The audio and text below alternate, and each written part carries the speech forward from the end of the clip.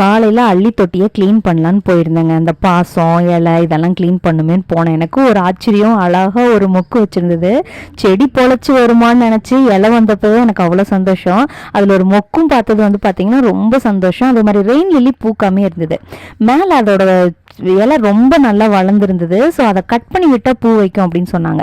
சரி ட்ரை பண்ணலாமேன்னு சொல்லிட்டு அந்த கூந்தலை நல்லா ட்ரிம் பண்ணி விட்டதுக்கப்புறம் பார்த்தீங்கன்னா அழகாக உள்ளேருந்து பூ வச்சிருச்சுங்க. எனக்கு பார்க்கவே ரொம்ப சந்தோஷமாக இருந்தது. உங்கள் வீட்லேயும் ரெயின் லில்லி பூக்களை அப்படின்னா அவங்க கூந்தல் அழகாக ட்ரிம் பண்ணுங்கள், கண்டிப்பாக பூத்துருவாங்க. இந்த காலையில் செடிங்களை இந்த மாதிரி இலையை க்ளீன் பண்ணுறது, அப்புறம் அப்படியே ஒரு பார்வையிடணும். அவங்களுக்கு ஏதாவது இன்ஃபெக்ஷன் ஆயிருக்கா, ஏதாவது அங்கே இல்லை சுருட்டல் பூச்சி கீச்சி தெரியுதான்னு சொல்லி பார்த்து ஏதாவது வந்திருக்குன்னு தெரிஞ்சால் உடனே டாக்டர் மாதிரி நம்மளோட களத்தில் இறங்கிடுறது. அதுக்கு தகுந்த மாதிரி பேக்கப் எல்லா மருந்தும் வாங்கி வச்சுருக்கேன் ஆர்கானிக்காக. அதே மாதிரி இந்த செண்பக மரத்தில் இலை பூச்சிலாம் வந்துச்சுங்க. எப்படி கண்ட்ரோல் பண்ணேன், எப்படி வளர்த்தேன்னு கண்டிப்பாக ஒரு வீடியோவில் சொல்கிறேன்.